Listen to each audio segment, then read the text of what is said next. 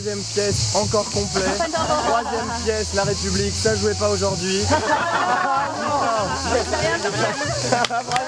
Et il y a Nina qui a essayé de taper les mecs. Ah d'accord. Ah oui, merde. Mais c'est Sciences Po. Putain, merde. Mais oui, oui, oui. Oh là là. Putain, j'ai raté les inscriptions. Non mais c'était court, Ah, la matinée de merde. Moi, dans mes rêves les plus fous, j'aimerais être diplomate, sinon tout simplement journaliste.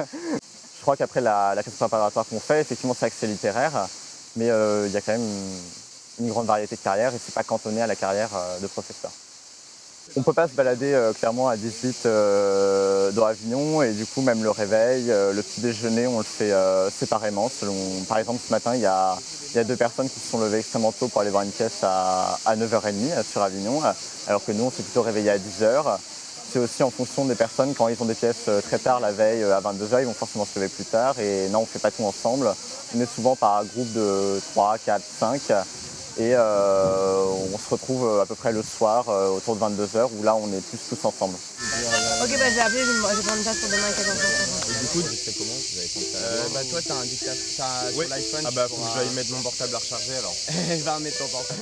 Ensuite, ce qui a été hyper sympa, c'est qu'on a réussi à se réunir et à trouver une date pour que toute notre bande de potes puisse aller ensemble. Ça fait à la fois vacances, on essaie de profiter de la piscine, du camping, et à la fois découverte de pièces de théâtre, qui est quelque chose qu'on aime beaucoup.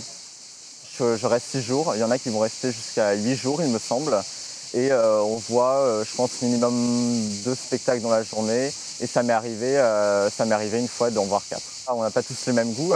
Je sais que par exemple, hier avec une amie, on allait voir un spectacle de danse, de hip-hop, qui ne plaisait pas forcément à tout le monde. Il y en a qui vont voir beaucoup de tragédies, des comédies de boulevard.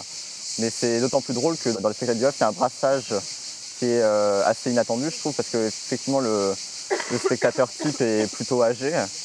Mais en même temps, dans le spectacle de hip-hop hier, étonnamment, il y avait énormément de grands-parents avec leurs petits-enfants.